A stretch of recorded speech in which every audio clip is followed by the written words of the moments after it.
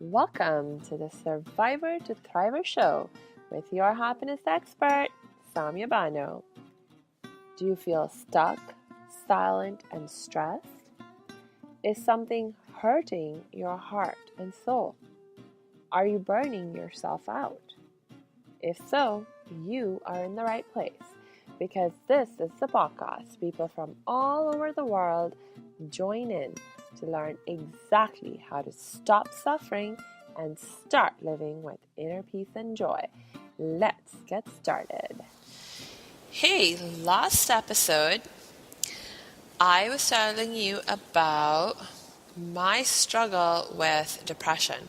Actually, it turns out that it wasn't a true depression because the cause of my symptoms was something other than my mental emotional processes.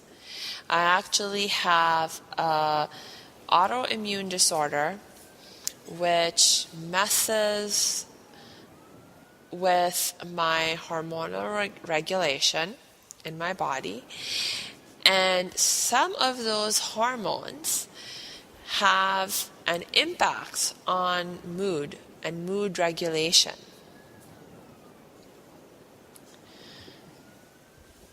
And one of the reasons why I struggled with my depression-like symptoms for as long as I did was because for several years, as a matter of fact, I did not realize that my depressive symptoms were in fact a result of this autoimmune disorder and my not taking my medication for treating the disorder. I actually just blamed the symptoms on the fact that, hey, I'm a survivor of child sexual abuse. And I've been struggling for years to heal from that trauma. And I just thought, this is just another one of the impacts that abuse is having on my life. But the challenge that can come up with that kind of situation where you are misdiagnosing the cause of your symptoms and the cause of your problems is that you cannot get effective treatment. You see? You cannot get effective treatment if you don't know what the true cause of your problem is. So, for example, if there is a physiological cause, like you have a physiological disease, a physiological illness that is impacting your mood,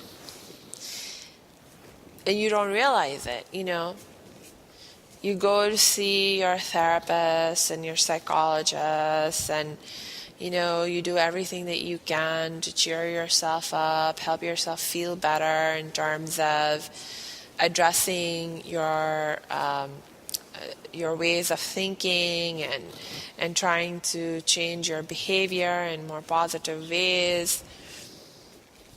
Even though all of that might help to some extent, it's not going to be enough to alleviate your symptoms, right? And it's like, okay, I'm struggling, I'm doing the best I can to help myself, but everything I'm trying is not working. It can really make you feel like giving up. It can make you start to feel hopeless of being able to help yourself and get a cure and feel better.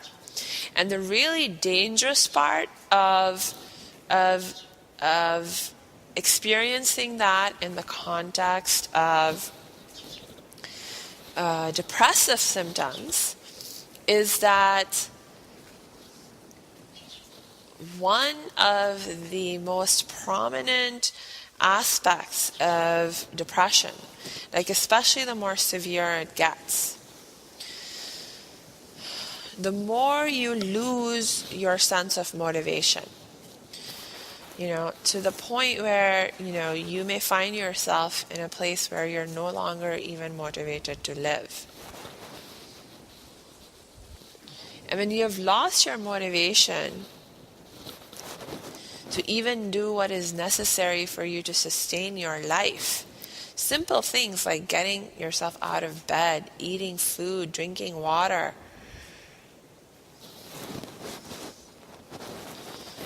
then, it's like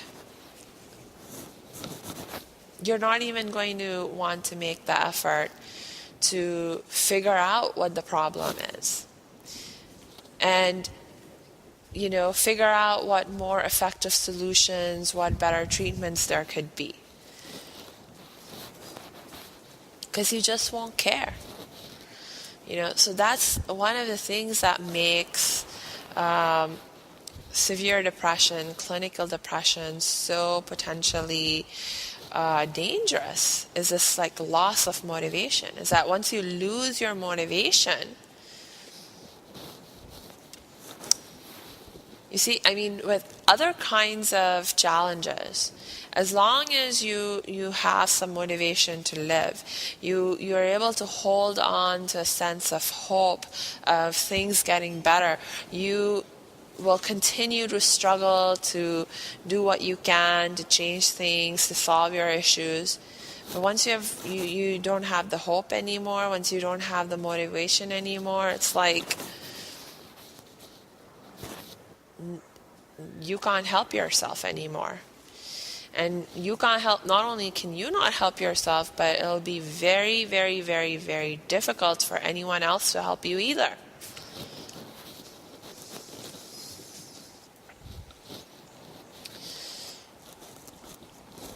So it's very, very important that we understand accurately what the root cause is for whatever our problem is, and why we're struggling with the symptoms that we are.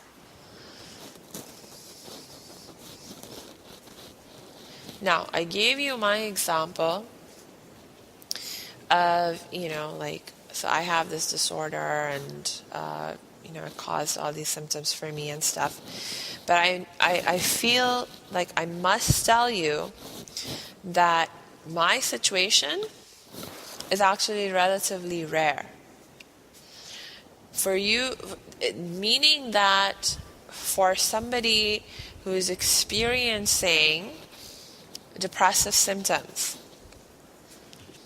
it is relatively rare for those symptoms to be a result of a physiologically based illness or disease. It's actually a minority of patients who have a physiological cause to why they're experiencing depressive symptoms.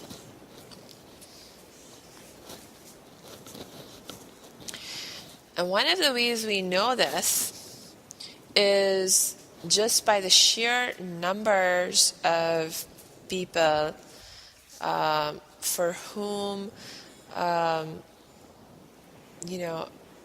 antidepressants and other medications like that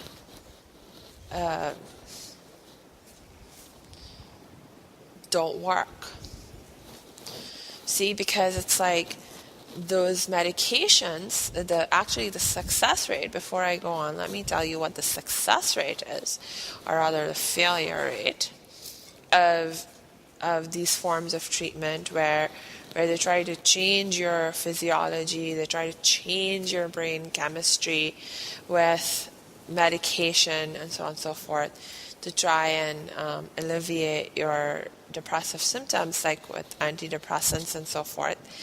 The success rate of these treatments is like less than 30%. In other words, the failure rate of these medicated treatments is like over 70%.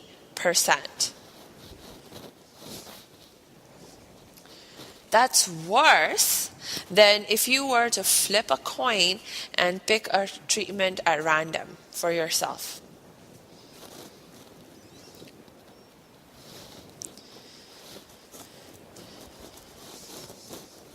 Think about that.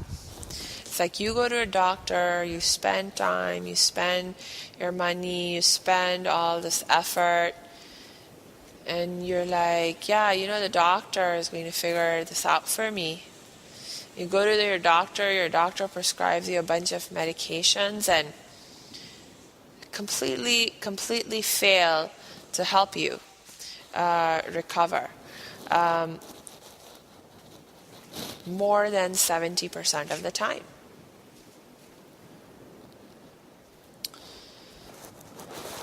And why? Because, see, these kinds of medications would be helpful or are helpful. The cases where they're most helpful is when there is in fact some kind of physiologically based reason why you're suffering from those symptoms or why those symptoms were generated in the first place. But for most people, that's not true. So no matter how much you artificially change people's brain chemistry and so forth, it's like, okay, while you are taking that medication, yeah, of course, taking that medication has an impact on you. But more often than not, it's not solving the real problem. It's not addressing the real problem. So you continue to suffer. You continue to suffer. In fact, you do more than, for a lot of people, their condition gets worse after they start taking antidepressants and stuff, because not only are those medications not treating the actual cause of your problem, but they have a lot of negative side effects. And so now not only are you dealing with your depressive symptoms, but you're also now having to deal with all these negative side effects that are resulting from your taking the medication. And yet, unfortunately, we are living in a culture where, these medications are just like, a lot of people think they're the easy way out. It's just like, okay, I'm suffering from depression. Let me go to the doctor, let me get some pills, pop a few pills, and get over it. But it doesn't work like that. It doesn't work like that, because for the vast majority of people, the reason they are unhappy, the reason they are living with that sense of suffering and depression is because of what's happening at the level of their mind, at the level of their emotions. It's about what are their beliefs, what are their thoughts, what are the behaviors that they're engaging in, and are those thoughts and feelings and behaviors supportive of producing happiness and inner peace and joy or not. And most of the time, people are engaged in behaviors and engaged in thought patterns and have beliefs that are not supportive of inner peace, that are not supportive of joy, that are not supportive of happiness, that are not supportive of inner contentment and fulfillment.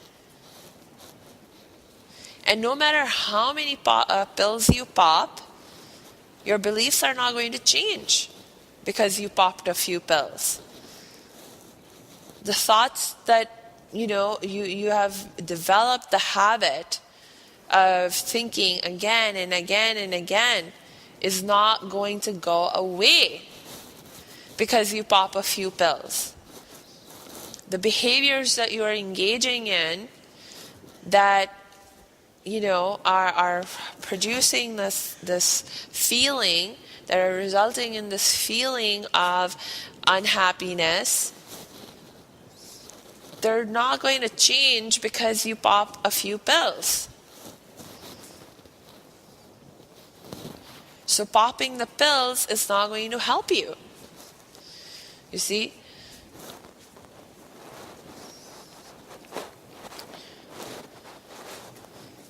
So this is my advice.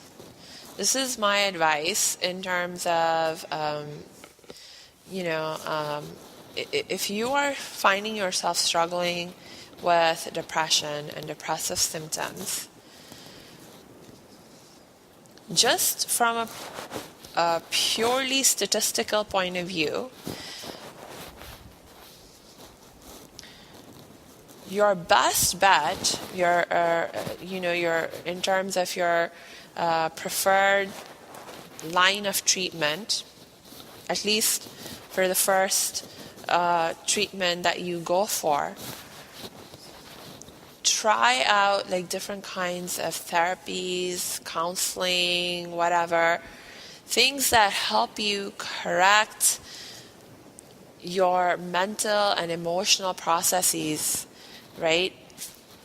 In terms of correcting your beliefs, correcting your thoughts, correcting your behaviors that may be causing your unhappiness, causing your sense of suffering.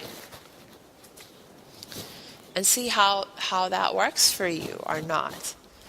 And then if you give it a really good, honest shot, you like put some time and attention and focus on applying what you've been learning in these areas, and and it's still not enough, then okay, maybe you are part of that 30% of the population, or less than 30% of the population, who may have like a physiological imbalance in your body that's causing those symptoms for you. So then maybe you can think about popping the pills. Or if you already know that you've been diagnosed with a condition that is known to contribute to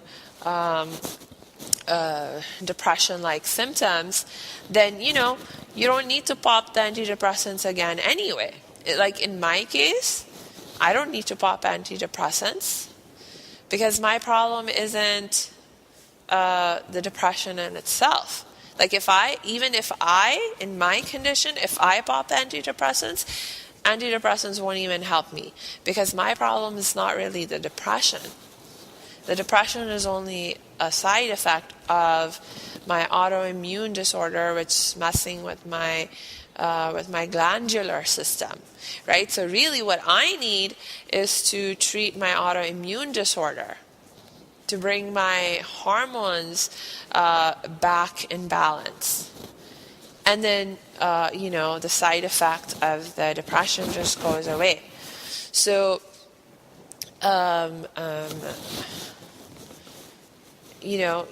if you already know that you have a condition that can cause those symptoms, then you go pop the right pills.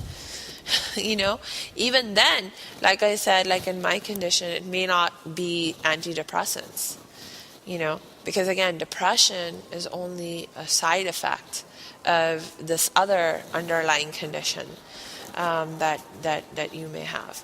So basically, the main point is it's extremely, extremely important that you correctly identify the root cause of the struggles that you're having.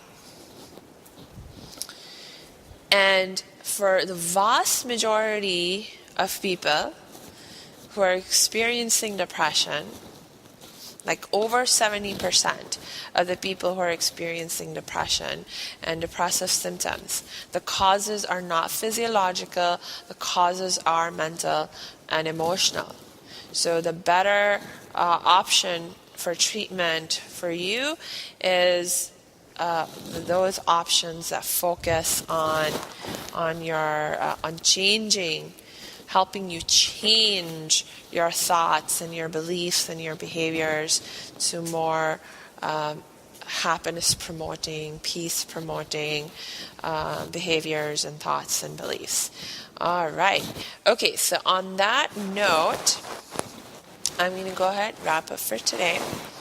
And just a reminder that, hey, if right now you find yourself struggling with depression or, any other condition, maybe you're not depressed, maybe you're just struggling with mentally, emotionally, for some, in other ways, please don't continue to struggle on your own. Especially, hey, if you don't know why you're struggling, if you don't have a sense of clarity about what's the cause of your struggles, please don't continue to struggle on your own. Reach out for some help and support.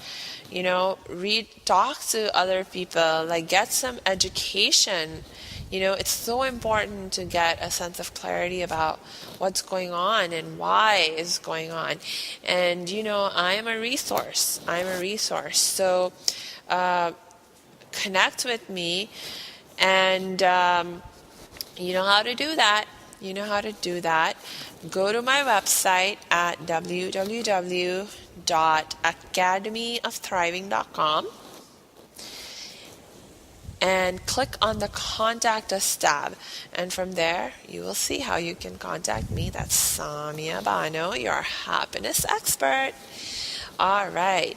So until we connect next time, I wish you lots of peace and joy.